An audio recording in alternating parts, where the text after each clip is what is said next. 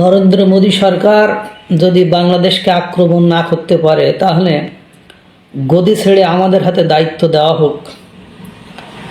একথা বলেছেন ভারতের উত্তরপ্রদেশের মুখ্যমন্ত্রী যোগী আদিত্যনাথ।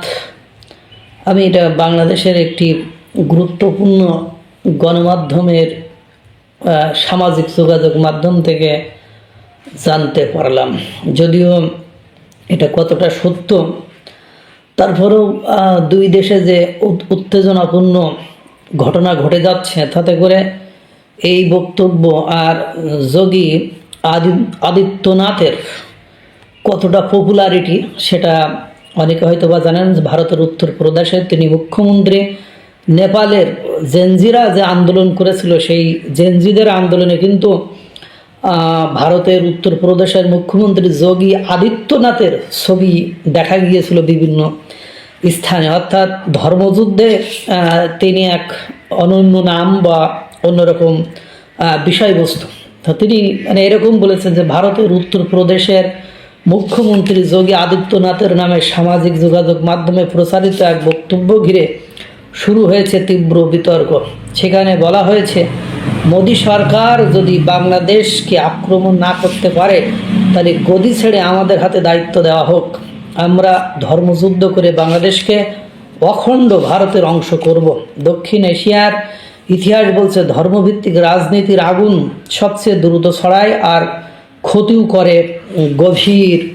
এবং আপনারা জানেন, দুই দেশ থেকেই আমরা বাংলাদেশের মানুষ নারায়ে তাকবীর আল্লাহু আকবার বলে যেমন ভারতের হাই কমিশনের দিকে যাচ্ছে, ইটপাটকেল মারছে, তেমনি হিন্দুরা ভারতে জয় শ্রীরাম বলেও যারা কঠোরপন্থী হিন্দুত্ববাদী এরা কিন্তু এই বাংলাদেশের সংখ্যালঘুদের উপর নির্যাতনের বিষয়গুলোকে সামনে নিয়ে এসে, বাংলাদেশের এরা ভারতের আধিপত্যবাদকে সামনে নিয়ে এসে আক্রমণ চালাচ্ছে। আর ওরা আপনার মনে করেন বাংলাদেশের সংখ্যালঘু, এই যে দীপুচন্দ্র দাস, তারপরে অমৃত মণ্ডল, তারপরে আরও যেসব হিন্দু সংখ্যালঘুদের উপর বিভিন্ন ধর্ম অবমাননার নামে যে স্টিম রোলার চালানো হচ্ছে বা বিভিন্ন ধরনের অ্যাকশান নেওয়া হচ্ছে, সেগুলোর নিয়ে এসেই তারা এ সকল কথাবার্তা বলছে। এবং বাংলাদেশের যে বিভিন্ন নেতা কর্মীরা বিভিন্ন সময়, কালকেও যেমন হাসিনুর রহমান তিনি এক কড়া বক্তব্য দিয়ে বসে আছেন যে ভারতের পশ্চিমবঙ্গের কাটা তার কেটে কটকুটি খাইব।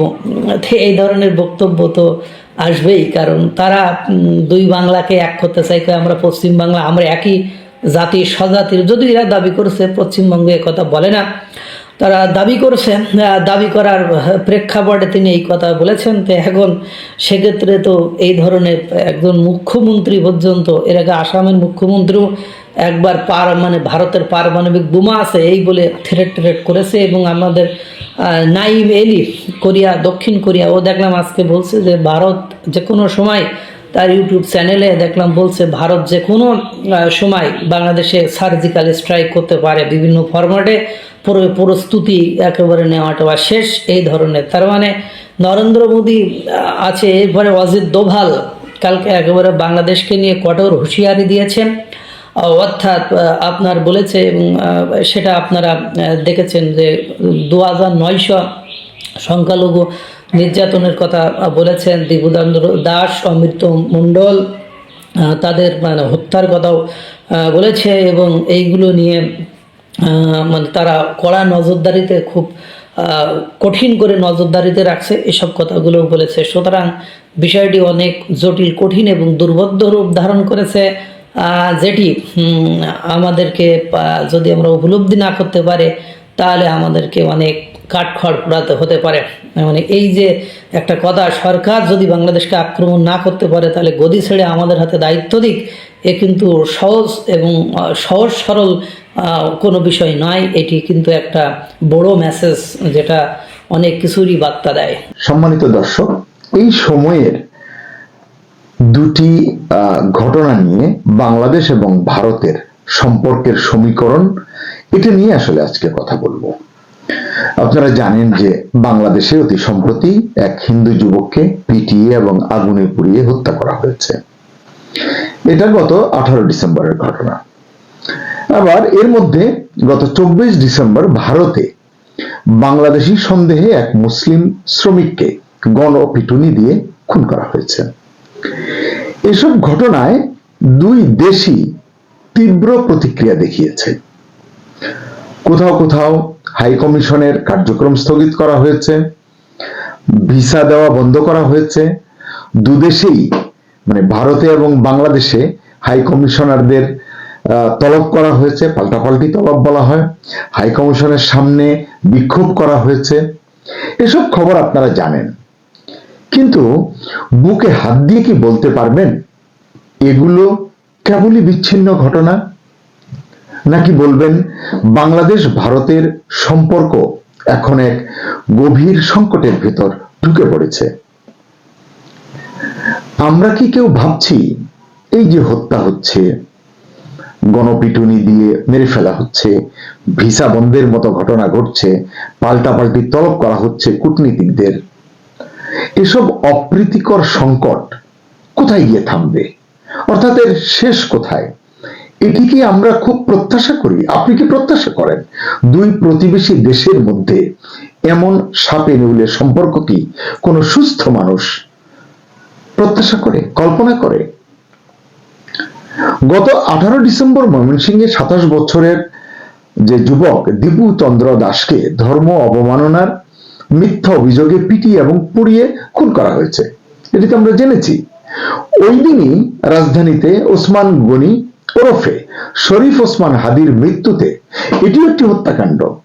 তাকে কে বা কারা হত্যা করেছে এটি এখনো পরিষ্কার হয়নি, কিন্তু এটি হত্যাকাণ্ড। এই হত্যাকাণ্ডকে ঘিরেও রাজধানীতে ব্যাপক সহিংসতার ঘটনা ঘটেছে, ব্যাপক বিক্ষোভ সংগঠিত হয়েছে। আমরা নির্বাক হয়ে, অবাক হয়ে, হতাশ হয়ে এসব শুধু প্রত্যক্ষ করেছি আর উত্তেজনায়, আতঙ্কে আমরা সময় পার করেছি। এসব নির্মম ঘটনার প্রতিক্রিয়ায় ভারতে বিক্ষোভ হয়েছে।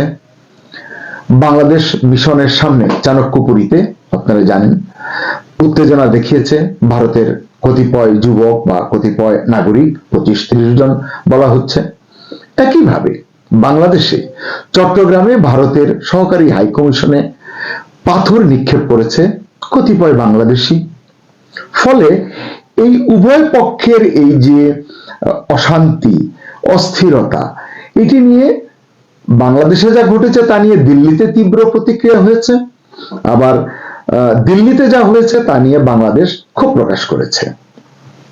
এর মধ্যে গত 24 ডিসেম্বরের কথা যেটি বললাম, মানে বুধবার, ভারতের উড়িষ্যায় মানে উড়িষ্যা রাজ্যে বাংলাদেশি সন্দেহে 19 বছর বয়সী এক পরিযায়ী শ্রমিক, তার নাম জুয়েল রানা, তাকে পিটিয়ে হত্যা করা হয়েছে।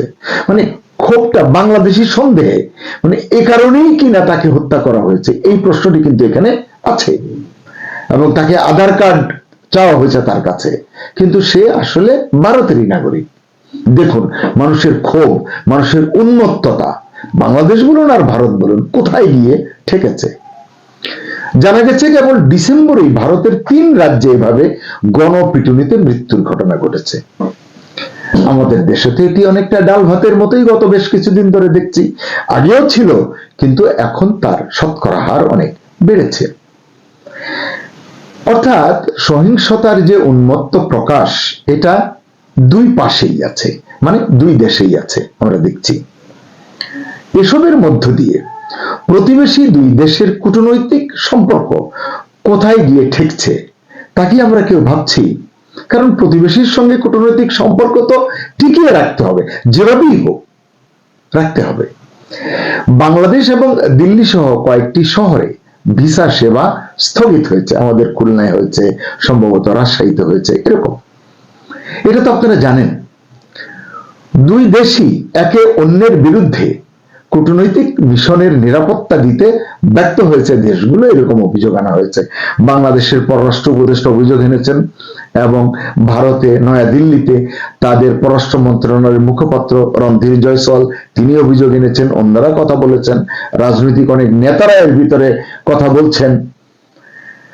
আচ্ছা, আপনি বলুন, মানে এই যে বাদানুবাদ, এই যে পাল্টাপাল্টি, এসব কি ছেলে খেলা? নেহায়েত ছোট বিষয়। আমার তো মনে হয় এগুলো আসলে রাষ্ট্রীয় অনাস্থার এক ধরনের সংকেত, মানে একে অন্যের প্রতি, ঠিক আছে, বাংলাদেশের ভারতের প্রতি, ভারতের বাংলাদেশের প্রতি। তো আমরা একটু দেখবো না যে এসব ঘটনায় ভেতরের সমস্যাটা কি, কিংবা বাইরের চাপটা কি, এগুলো আমাদের ভেবে দেখা দরকার। কিন্তু আমরা কি ভেবে দেখছি? আমার মনে হয় না। আমরা জানি যে বাংলাদেশে ভারত বিরোধী মনোভাব নতুন নয়, বেশ পুরনো। এটারও শতকরা হার নিয়ে আপনি তর্ক করতে পারেন, কিন্তু ভারত বিরোধী মনোভাব আগেও ছিল।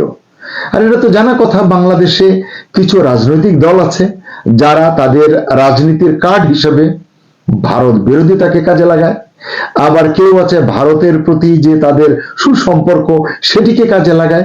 এটা রাজনীতির কথা, আমি সেটি এখানে আলোচনা করতে চাই না। এই যে ভারত বিরোধী মনোভাব, এটা এখনো আছে, বলতে পারেন এখন এটা আরো বেড়েছে। কিভাবে বাড়লো, কখন বাড়লো? গত বছর শেখ হাসিনার পতনের পর, শেখ হাসিনা ভারতে আশ্রয় নেবার পর সেই ক্ষোভ কয়েক গুণ বেড়েছে বলে সবাই বলছে। এটি আমার কথা নয়, পর্যবেক্ষকরা এটি বলছেন। বিশেষ করে শেখ হাসিনাকে বাংলাদেশ যে ফেরত চাচ্ছে, প্রত্যর্পণ করতে বলছে, অনুরোধ করছে, এই নিয়ে বোধহয় 3 বার চিঠি দিয়েছে। এইসব বিষয়ে ভারত তেমন সাড়া না দেওয়ায় বাংলাদেশে ভারত বিরোধী তীব্র বয়ান প্রতিষ্ঠিত হয়েছে। এর পাশাপাশি বাংলাদেশে চরমপন্থীরা ভারতপন্থী ট্যাগ ব্যবহার করে কখনো মানুষকে মারছে, কখনো গণমাধ্যমকে পোড়াচ্ছে, কখনো সাংস্কৃতিক প্রতিষ্ঠানকে টার্গেট করছে। অর্থাৎ সন্ত্রাস, সহিংসতার এক লাগামহীন উল্লাস চলছে বলতে পারেন। বিশ্লেষকরা এটাকে বিপজ্জনক বলছেন, কারণ সহিংসতাকে ন্যায্য দেখানোর একটা হিংস্র মতবাদ বা বয়ান কৌশলে একটি পক্ষ প্রতিষ্ঠিত করতে চাচ্ছে। এখন প্রশ্ন তুলতেই পারেন, এসব ঘটনায় সরকারের অবস্থান কি? মানে সরকার বলতে আমাদের অন্তর্বর্তী সরকারের অবস্থানটা কি? আমার মনে হয় প্রশ্নটা যদি ঘুরিয়ে করি, অন্তর্বর্তী সরকারের অবস্থানটা আসলে কি হওয়া উচিত? সাময়িক এই সরকারটি অল্প কিছু দিনের জন্য এসেছে, তারা দেশকে কোথায় রেখে যাবে? কূটনীতির জায়গায়, আপনার রাজনীতির জায়গায়, অর্থনীতির জায়গায় কোথায় রেখে যাবে? এই প্রশ্নটি কিন্তু গুরুত্বপূর্ণ, কিন্তু কেউ করছে বলে আমার মনে হয় না। আমরা কি দেখছি? ইউনূসের নেতৃত্বাধীন অন্তর্বর্তী সরকার তারা বলছে নতুন বাংলাদেশে সহিংসতার কোনো স্থান নেই। মানে যখনই কোনো দুর্ঘটনা ঘটে, সহিংসতা হয়, মব হয়, তারা এগুলো বলে, এবং একই সঙ্গে এই কথাও বলে দোষীদের ছাড় দেওয়া হবে না। আবার পরক্ষণেই আমরা দেখি এটুকু বলেই তারা তাদের দায়িত্ব শেষ করছেন, কারণ এর পরের যে ফলাফল আমাদের সামনে আসা সেটি সেভাবে আসে না। সেখানেও আবার ভিন্ন রাজনীতি, ভিন্ন কৌশল কাজ করছে। এটি শুধু যে আমি বলছি তা নয়, এমনটা মনে করছেন দেশের অধিকাংশ মানুষ। এই মনে করার কারণ আছে কিন্তু, কারণ এই যে ঘটনাগুলো ঘটছে এগুলো কিন্তু থামছে না। সরকার বারবার দৃঢ়তার সঙ্গে বিবৃতি দিচ্ছে, কিন্তু এগুলো থামছে না। তাই প্রশ্ন করতে পারি না যে রাষ্ট্র কি আসলে সময় মতো শক্ত অবস্থান নিতে পারছে না, না নিতে চাইছে না? এদিকে ভারত বাংলাদেশের বক্তব্য এবং মিডিয়া যুদ্ধও কিন্তু দেখার মতো। যেমন বাংলাদেশের মিডিয়া মূলধারা একটু কম, কিন্তু সোশ্যাল মিডিয়া তো ভয়াবহ। সেই রকম ভাবে ভারতের মিডিয়া, বিশেষ করে পশ্চিমবঙ্গের কিছু মিডিয়া, তারাও ভয়াবহ, উগ্র, উত্তেজক একেবারে। তাদের কথা, টোন, বলার ধরন শুনলেই আপনার গা শিউরে উঠবে, আপনি ভীত সন্ত্রস্ত হয়ে উঠবেন। অর্থাৎ আমি যে কথাটি বলতে চাচ্ছি, দুই দেশের মিডিয়া এই যে ঘটনাগুলো ঘটছে বা এই যে প্রবণতাটি খারাপ দিকে ধাবিত হচ্ছে, এটিকে তারা যথাযথভাবে অ্যাড্রেস করছে না, সঠিকভাবে সামনে আনছে না। উভয় দেশের কথাই আমি বলবো। ভারত বলছে সংখ্যালঘুদের বিরুদ্ধে সহিংসতা উদ্বেগজনক, কিন্তু এটি তাদের দেশেও আছে, সেটি নিয়ে তারা কথা বলছে না। জবাবে বাংলাদেশ বলছে ভারতীয় মিডিয়ার একটি অংশ অতিরঞ্জন করছে, কিন্তু আমরা রাজনীতির মাঠে, রাজনীতির বক্তৃতায় সরকারের মদতপুষ্ট মিত্র শক্তি যারা, তাদের ভিতরে অনেকে শালীনতার বাইরে গিয়ে কথা বলছেন, তখন আমাদের সরকারও বলছে না যে অতিরঞ্জন থামানো দরকার, এটি মানে সভ্যতার বিপরীত একটি বিষয়, বলছে না।